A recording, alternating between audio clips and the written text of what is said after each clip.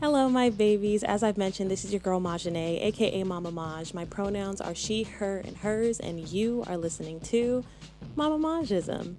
Thank you for deciding to listen in on this talk of love and honest conversation. So let's get into it. I want to first start this episode by saying that I know very little about Ramadan. What's more, I was introduced to it by a friend who later became my best friend in a pre-college summer program called Summer Bridge, and I got to witness it up close.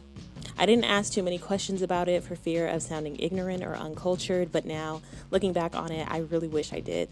Nonetheless, I've taken the time to research the basics so that this can be as informative for you as it has been for me. By the time you finish this episode, you will know the basics of Ramadan and how you can support your friends that celebrate it. I will share the history of Ramadan, how it's celebrated, and also incorporate what I witnessed during Ramadan at that Summer Bridge program.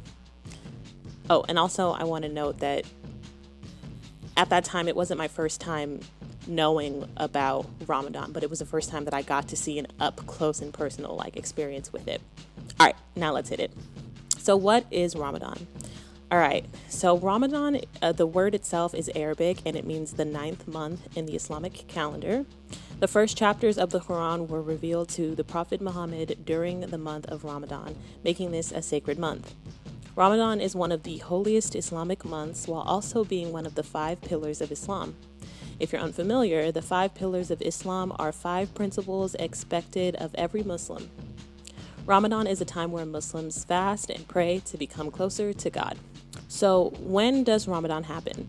Well, it's also important to note that the Islamic calendar is different from the Gregorian calendar, which is what most non-Muslim countries use. The Islamic calendar follows the lunar calendar, and the months last for 29 to 30 days, which means that the Islamic calendar has 11 days fewer than the Gregorian calendar, so it works a little differently. But because of this, Ramadan does not start on the same day each year. Instead, the month of Ramadan begins with the new moon. To put that in perspective, this year Ramadan started on April 13th, but while I was at that Summer Bridge program back in 2012, Ramadan started on July 20th. It was memorable for me because that summer program was very strict, and we had to eat lunch at a specific time every day. But once Ramadan started, my best friend would just sit at the lunch table and watch us eat. And I felt so bad for him at first, but then he started judging how I ate my food, and I got over that feeling very fast. So how does Ramadan fasting work? Even though fasting is part of the 5 pillars of Islam, some people can be exempt from participation. These exceptions include pregnant and breastfeeding women, women on their period, children, and those who are sick, just to name a few. But before the fasting itself, the fasting lasts from sunrise to sunset. Suhoor is the meal that gets eaten before the sunrise, and iftar is the meal eaten once the sun goes down. I'm actually going to read an excerpt from this book that I have called What Do Muslims Believe? The Roots and Realities of Modern Islam by Ziauddin Sardar.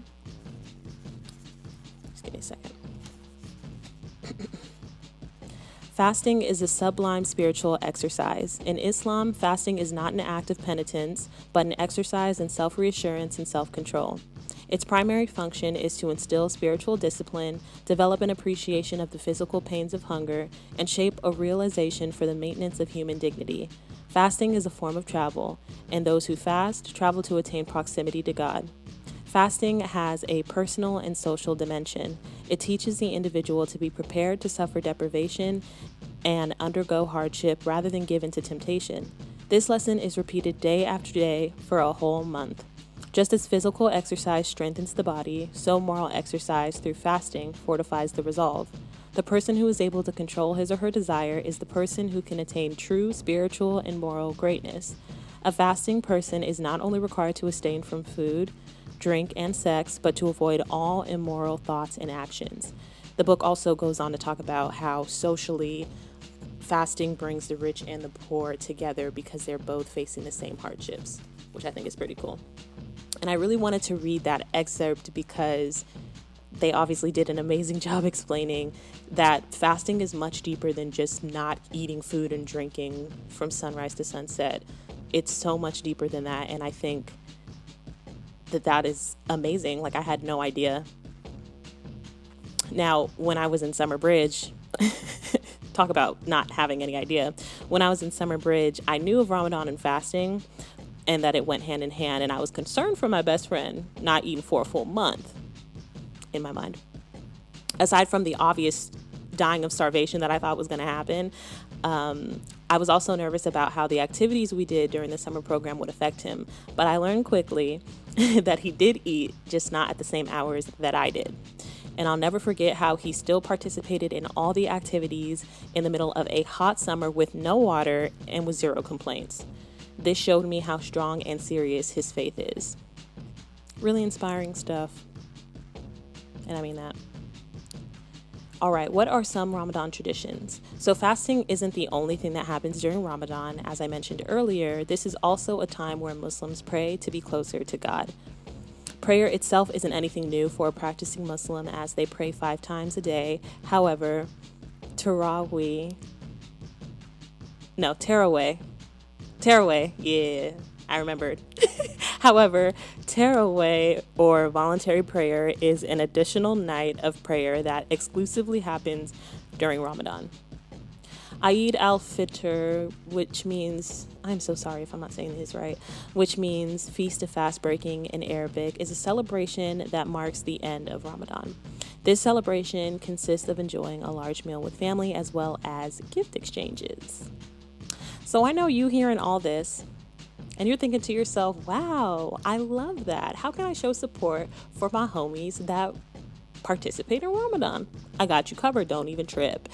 So I am not a practicing Muslim, but I have always made it a point to wish my best friend a Ramadan Mubarak, which means happy Ramadan. And I feel like he's always appreciated the effort. I can't speak for him, but I do think that it's good practice to support people in their religion, even if it may be different from your own. And also, taking the time to research and understand the meaning behind a holiday you don't celebrate creates a more understanding society, I believe anyway. So do your part by understanding why a holiday holds so much meaning to a community of people. It just might change your perspective on life. I know it did for me when I bought this book, which I will put in the show notes. It's called What Do Muslims Believe by Ziauddin Sardar. And I'm also going to link in the show notes the other websites that I got my main information from, because we don't steal information in this piece. That's the one thing that school has instilled in me. I feel like I will go to jail. All right, moving on. So the challenge for this week is to acknowledge the people in your life who are celebrating Ramadan this year. You know, we make it a point to wish people a Merry Christmas and a Happy Thanksgiving without actually checking with them if that's something that they celebrate, which I think is pretty whack. But, you know, if you're seeing a friend is celebrating Ramadan, like, wish them a Ramadan Mubarak. Let's just do our part to be as inclusive as possible. You know what I mean? So hopefully I've inspired you to want to do that. Oh, and if you have the time, check out the book that I mentioned. Again, I will link it in the show notes, or do some light research on your own and maybe share it with a friend who doesn't know much about Ramadan either. Just a thought. All right. Thank you so much for tuning in this week. It's been fun, and I'll see y'all next week. Bye. Thank you for listening. Please make sure to check out my website, MamMaJism.com, to stay updated on new episodes, blog posts, and exclusive features. If you like this episode, don't forget to share it with a friend, as well as leaving a review on Apple Podcasts. Be sure to subscribe, like, or follow on all the socials at MamMaJism. MamMaJism is recorded, mixed, and produced by MamMaJ. The meditation music is provided by Chris Collins at indiemusicbox.com. The theme music is provided by DP The Unknown, and the song is titled Here, If. Until we meet again, please be kind to one another. And from the bottom of my heart, I love you. I'm feeling so